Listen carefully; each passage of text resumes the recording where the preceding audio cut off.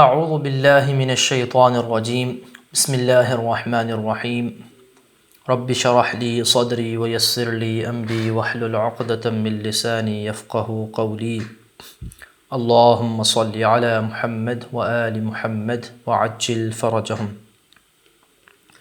ہماری گفتگو جاری تھی فعل امر حاضر کے حوالے سے۔ ہم نے پچھلے درس میں فعل امر حاضر کی تعریف کو بیان کیا اور فعل امر حاضر کو بنانے کا طریقہ بیان کیا۔ آج کے درس میں ہم تیسرے مطلب کو بیان کریں گے، فعل امر حاضر کی صورتیں۔ یہاں پہ ہم چند صورتیں فعل امر حاضر کی جو بنتی ہیں ان کو ہم بیان کریں گے۔ پہلی صورت ہے کہ جہاں پہ فعل امر حاضر بنانے کے لیے ہمیں باہر سے حمزہ وصل لانے کی ضرورت نہیں پڑتی، باہر سے حمزہ وصل لانے کی ضرورت نہیں پڑتی۔ یہ کب ہوتا ہے کہ جب حرف مضارع تا کو گرانے کے بعد کیا ہو، حرف مضارع تا کو گرانے کے بعد فاء الفعل جو پہلا حرف ہے اس پہ حرکت ہو۔ جب اس پہ حرکت ہوگی تو ہمیں باہر سے حمزہ لانے کی ضرورت نہیں پڑے گی۔ تو یہ فعل امر حاضر کی پہلی صورت ہے کہ جس میں ہمیں باہر سے حمزہ لانے کی ضرورت نہیں پڑتی۔ یہ چند ابواب میں ہوتا ہے، باب افعال میں ہوتا ہے، باب تفعیل میں ہوتا ہے، باب مفاعلہ میں ہوتا ہے، باب تفاعل اور باب فعللۃ اور باب تفاعلن میں یہ ہوتا ہے کہ یہاں پہ حرف مضارع کو گرانے کے بعد جو فاء الفعل ہے، جو پہلا حرف ہے وہ ساکن ہوتا ہے، تو یہاں پہ ہمیں باہر سے حمزہ لانے کی ضرورت نہیں پڑتی۔ ذرا اس کی ایگزامپلس کو ملاحظہ فرمائیے گا۔ باب افعال کی ایگزامپل میں تھوڑی چونکہ ڈیفیکلٹی ہے، ہم بعد میں بیان کریں گے، پہلے دوسروں کی مثالیں بیان کرتے ہیں۔ باب تفعیل سے مثلا آپ کہتے ہیں حسن یحسن تحسینا، یحسن سے کیا بنے گا؟ تحسن۔ یہاں پہ ہم کیا کریں گے؟ حرف مضارع کو گرا دیں گے، آخر والے کو ساکن کر دیں گے۔ تو یہاں پہ حرف مضارع تا کو گرانے کے بعد جو فاء الفعل حا ہے اس پہ کیا ہے؟ حرکت ہے، اس پہ حرکت موجود ہے، تو ہمیں باہر سے حمزہ لانے کی ضرورت نہیں پڑے گی۔ تو امر حاضر کیا بن جائے گا؟ حسن، حسن، ٹھیک ہے۔ باب مفاعلہ کی ایگزامپل لے لیں، ضارب یضارب مضاربۃ، مضاربۃ۔ یہاں پہ ہمارے پاس جو ہے یضارب سے کیا بنے گا؟ تضارب، تضارب بنے گا، تضارب بنے گا۔ تو یہاں پہ ہم حرف مضارع کو گرائیں گے، آخر میں با کو ساکن کریں گے۔ تو یہاں پہ جو حرف مضارع کو گرانے کے بعد جو فاء الفعل ضاد ہے اس پہ حرکت موجود ہے، تو ہمیں باہر سے حمزہ وصل لانے کی ضرورت نہیں پڑے گی۔ تو ہم کیا پڑھیں گے؟ ضارب، ضارب فعل امر حاضر بن جائے گا۔ اسی طرح سے ہم آگے مثال بیان کرتے ہیں تفاعل کی۔ تفاعل کی بھی ایسے ہی ہے، تضارب یتضارب،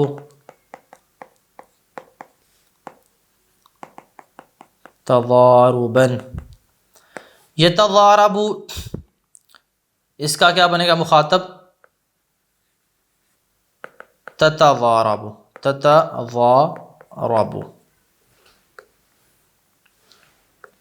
یہاں پہ ہم کیا کریں گے؟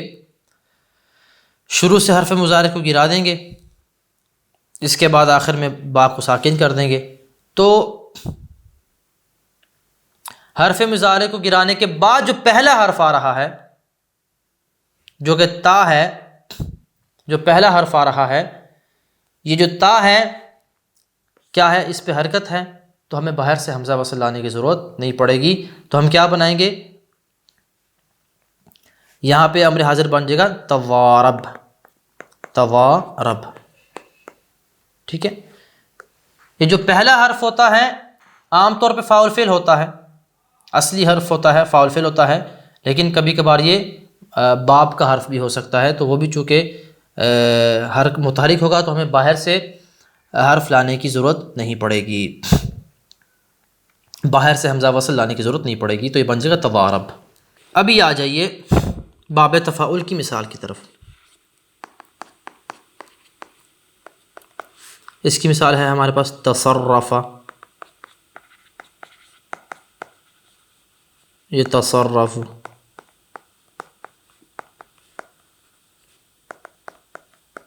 تصرفاً، یہاں پہ تصرف سے کیا بنے گا؟ تتصرف۔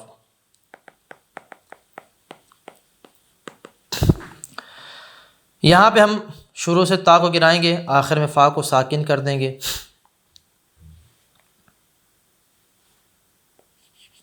ٹھیک ہے۔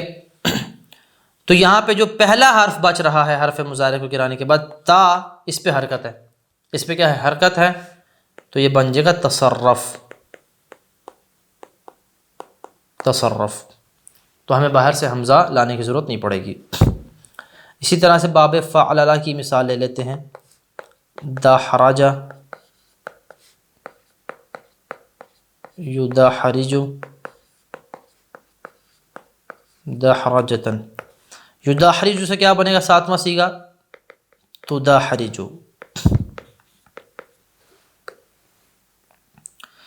تدحرج سے امر حاضر بنانا ہے تو شروع سے ہم تا کو گرا دیں گے، آخر کو ساکن کر دیں گے جیم کو، تو بعد میں بچے گا دال جو کہ پہلا حرف ہے اور فاعل فعل ہے، اس پہ حرکت ہے تو ہمیں حمزہ وصل لانے کی ضرورت نہیں پڑے گی، تو کیا بن جائے گا امر حاضر دحرج۔ اگلی مثال آ جائے باب تفاعل سے،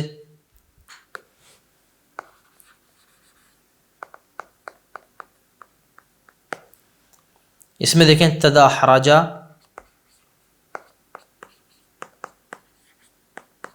یتدحرج، تدحرجن، یہ باب ہے۔ یتدحرج سے کیا بنے گا؟ ساتواں صیغہ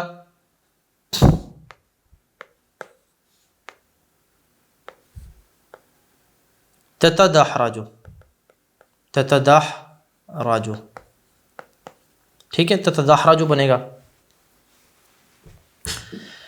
تو یہاں پہ ہم شروع سے حرف مضارع تا کو گرا دیں گے، آخر سے جیم کو سکون دے دیں گے،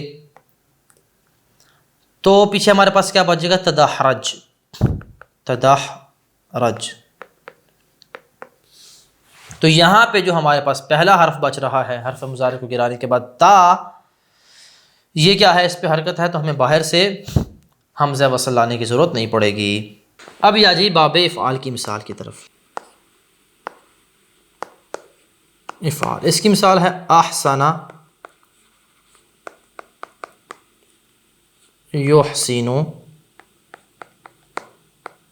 احسانا،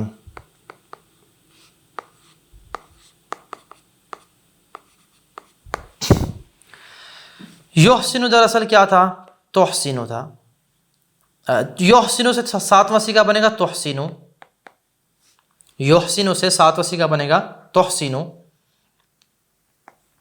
تحسن سے، اور تحسن اصل میں کیا تھا؟ تو احسن تھا، کیا تھا؟ تو احسن تھا، اصل میں تو احسن تھا۔ تو یہاں پہ ہم کیا کریں گے؟ شروع سے تا کو گرائیں گے، آخر والے نون کو ساکن کر دیں گے،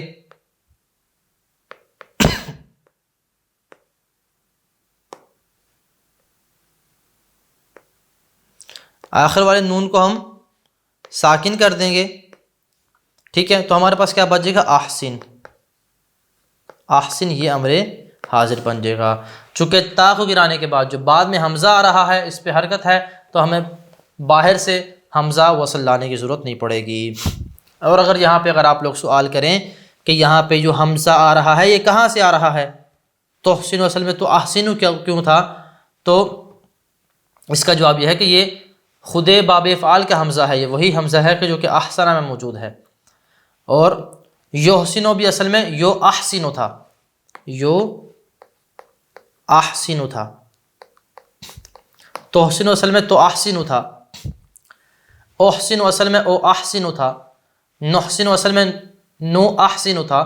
تو یہ حمزہ سب صیغوں میں موجود تھا، لیکن ایک خاص قاعدہ ہے، اس کی وجہ سے ہم نے یہ حمزہ گرا دیا تھا، لیکن امر حاضر بناتے ہوئے یہ حمزہ واپس پلٹ آئے گا اور اس کو ہم ذکر کریں گے۔ اور وہ خاص قاعدہ کیا ہے ابھی اس کی جگہ نہیں ہے، ہم آگے انشاءاللہ اس کو بیان کریں گے۔ تو خلاصہ کلام یہ ہوا کہ امر حاضر کی پہلی حالت کیا ہے، پہلی صورت کیا ہے کہ اس پہلی صورت میں ہمیں باہر سے حمزہ وصل لانے کی ضرورت نہیں پڑتی، اور یقین ابواب میں ہوتا ہے، باب افعال، تفعیل، مفاعلہ، تفاعل، تفاعل، فعللہ اور تفاعل میں ہوتا ہے۔ اس کا فارمولہ اور قاعدہ کیا ہے کہ جہاں بھی حرف مضارع کو گرانے کے بعد، حرف مضارع کے بعد جو پہلا حرف آ رہا ہے، ٹھیک ہے، جو کہ عام طور پہ فاعل فعل ہوتا ہے، پہلا حرف آ رہا ہے، اس میں کیا ہوگا، اس میں اگر حرکت ہو تو ہمیں باہر سے حمزہ وصل لانے کی ضرورت نہیں پڑے گی۔ ابھی آ جائیے دوسری صورت کی طرف،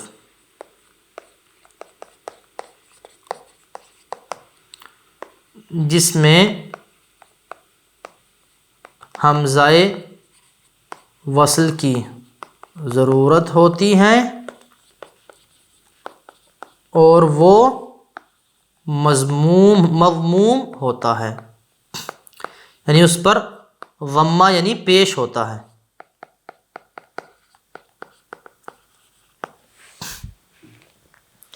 اس کا فارمولہ کیا ہے؟ اس کا فارمولہ یہ ہے کہ جب بھی عین الفعل پہ پیش ہوگی، اس کا فارمولہ ذرا سمجھیے، اس کا فارمولہ یہ ہے کہ جب فعل مضارع سے حرف مضارع کو حذف کرنے کے بعد اگر پہلا حرف جو آ رہا ہے وہ ساکن ہو تو ہمیں حمزہ وصل کی ضرورت پڑے گی۔ حرف مضارع سے حرف مضارع کو حذف کرنے کے بعد جو پہلا حرف آ رہا ہے اگر وہ ساکن ہے تو ہمیں حمزہ وصل کی ضرورت پڑے گی۔ اور ضمہ کب دیں گے؟ ضمہ ہم تب دیں گے کہ جب عین الفعل جو ہے، عین الفعل جو ہے، جو دوسرا اصلی حرف ہے، اس کے اوپر پیش ہو تو ہم کیا کریں گے، ہم ضمہ دیں گے۔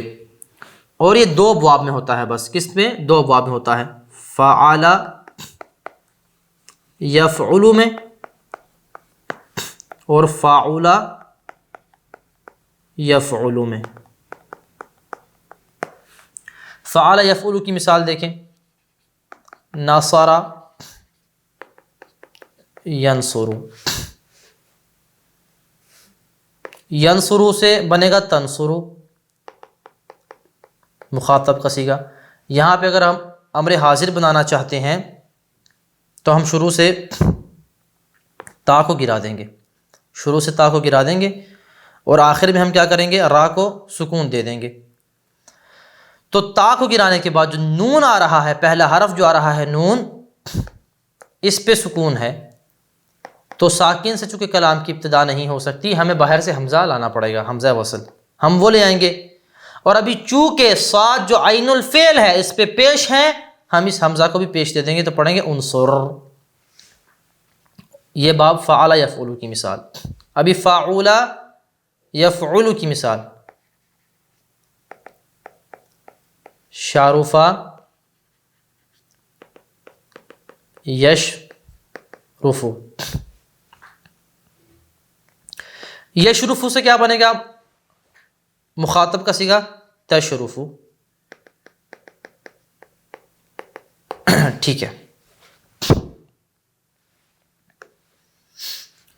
تو یہاں پہ جب ہم امر حاضر بنانا چاہیں گے شروع سے تا کو گرا دیں گے، آخر کو ساکن کر دیں گے۔ تو اس کو گرانے کے بعد، تا کو گرانے کے بعد جو پہلا حرف آ رہا ہے شین، جو کہ فاعل فعل بھی ہے، اس پہ سکون ہے، ساکن سے کلام کی ابتدا نہیں ہو سکتی، تو ہمیں باہر سے حمزہ لانا پڑے گا۔ یہ بن جائے گا جیسا کہ آپ کو بورڈ میں شو ہو رہا ہے۔ ابھی حمزہ کو ہم ضمہ دیں گے، پیش دیں گے، کیوں؟ چونکہ جو عین الفعل ہے، جو دوسرا اصلی حرف را ہے، اس پہ پیش ہے، تو ہم حمزہ کو بھی پیش دے دیں گے، بن جائے گا اشرف۔ کیا بن جائے گا؟ اشرف۔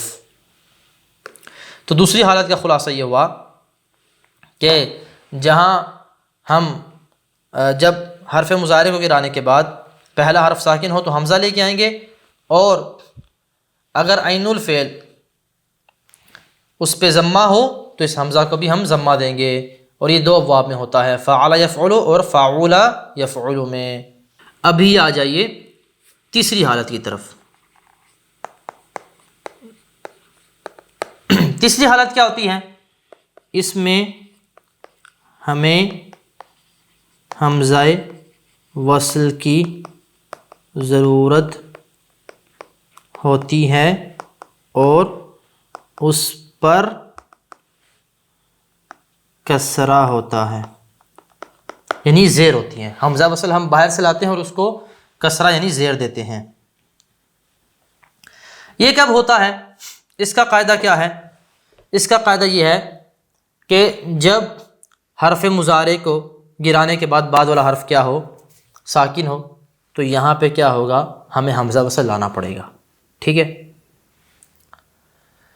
اور اگر عین الفعل پہ ضمہ نہ ہو، عین الفعل پہ ضمہ نہ ہو تو وہاں پہ کیا کرنا پڑے گا؟ ہمیں حمزہ وصل کو کسرہ دینا پڑے گا۔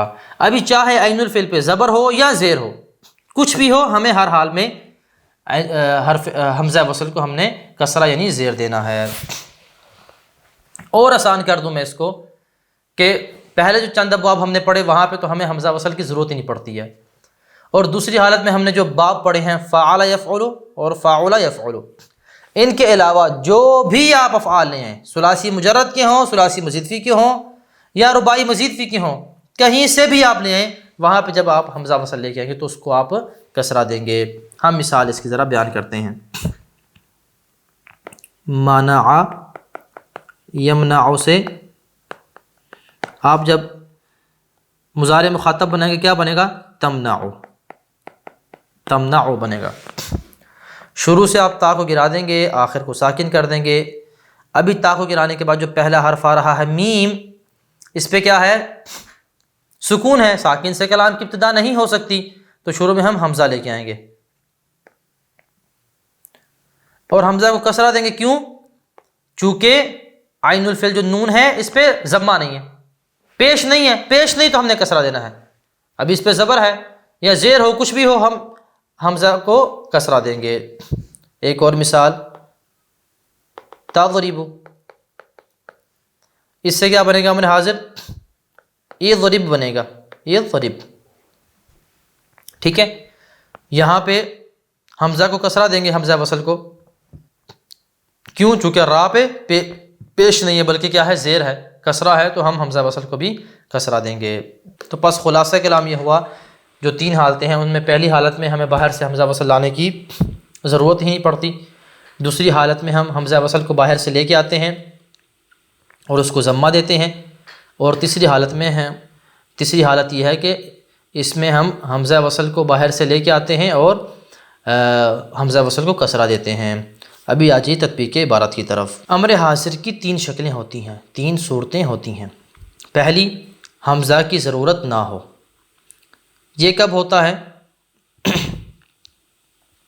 نمبر ایک، امر حاضر ان افعال سے جن کا تعلق باب افعال، تفعیل اور مفاعلہ سے ہو، جیسے کہ تحسن سے حسن، تکرم سے اکرم، تکاتب سے کاتب، ٹھیک ہے؟ نمبر دو، امر حاضر ان افعال سے جن کا تعلق باب تفاعل اور تفاعل سے ہو، یہاں پہ بھی کیا ہوتا ہے؟ ہمیں حمزہ کی ضرورت نہیں پڑتی۔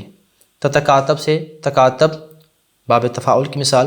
تتصرف سے تصرف، باب پہلی مثال باب تفاعل کی اور دوسری باب تفاعل کی۔ نمبر تین، امر حاضر ان افعال سے جن کا تعلق باب فعللہ اور تفاعل سے ہو، جیسے تدحرج سے دحرج اور تتزلزل سے تزلزل۔ تو ان سب ابواب میں کیا ہوتا ہے؟ ہمیں حمزہ کی ضرورت نہیں پڑتی۔ کیوں؟ چونکہ حرف مضارع جو ہے اسے گرانے کے بعد پہلا حرف کیا ہوتا ہے؟ متحرک ہوتا ہے۔ دوسری صورت کیا ہے؟ کہ حمزہ کی ضرورت ہو اور وہ حمزہ مضموم ہو۔ یہ کب ہوتا ہے؟ جب امر حاضر ان افعال سے جن کا تعلق باب فعل یفعل یا فعل یفعل سے ہو، جیسے تنصر سے انصر، یہ باب فعل یفعل کی مثال ہے۔ تشرف سے اشرف، یہ باب فاعل یفعل کی مثال ہے۔ یہاں پہ چونکہ حرف مضارع کو گرانے کے بعد ہمیں جو پہلا حرف ملتا ہے اس پہ سکون ہوتا ہے، تو اس لیے ہمیں باہر سے حمزہ لانے کی ضرورت پڑتی ہے، اور چونکہ عین الفعل پہ ضمہ ہوتا ہے، پیش ہوتا ہے، اس لیے ہمیں حمزہ وصل کو بھی ضمہ اور پیش دینا پڑتا ہے۔ تیسری صورت کیا بنے گی؟ حمزہ کی ضرورت ہو اور وہ مکسور ہو۔ یہ کب ہوتا ہے؟ بتا رہے ہیں، امر حاضر ان افعال سے جن کا تعلق دیگر ثلاثی مجرد، مزید فی اور رباعی مزید فی سے ہو، ان سب جگہوں پہ کیا ہوگا؟ حمزہ مکسور ہوگا۔ قاعدہ کیا ہے اس کا؟ جو جیسا کہ ہم نے درس میں بتایا کہ حرف مضارع کو گرانے کے بعد پہلا حرف ساکن ہو اور عین الفعل پہ پیش نہ ہو، ضمہ نہ ہو، تو آپ کسرہ دیں گے۔ جیسے تضرب سے اضرب، تمنع سے امنع، تکتسب سے اکتسب، تستخرج سے استخرج، تحرنجم سے احرنجم، تنکسر سے انکسر۔ آگے کہتے ہیں امر حاضر میں لام اور حمزہ کا ذکر۔ تو اس کے بارے میں درس نمبر 14 میں گفتگو تفصیل سے ہو چکی ہے۔ وہاں ہم نے بیان کیا تھا کہ جو غائب، امر غائب اور امر متکلم کے صیغے ہوتے ہیں وہ ہم لام زر لی، لام امر سے بناتے ہیں، اور امر حاضر کے جو صیغے ہوتے ہیں وہ ہم مخصوص طریقے سے بناتے ہیں، جو ہم نے ان دروس میں بیان کیا۔ آج کے درس میں اسی پہ اکتفا کرتے ہیں، اور اگلے درس میں ہم امر حاضر کی تمرین کو بیان کریں گے۔ وصلی اللہ علی محمد وآلہ الطیبین الطاہرین المعصومین۔ اللہم صلی علی محمد وآل محمد وعجل فرجہم۔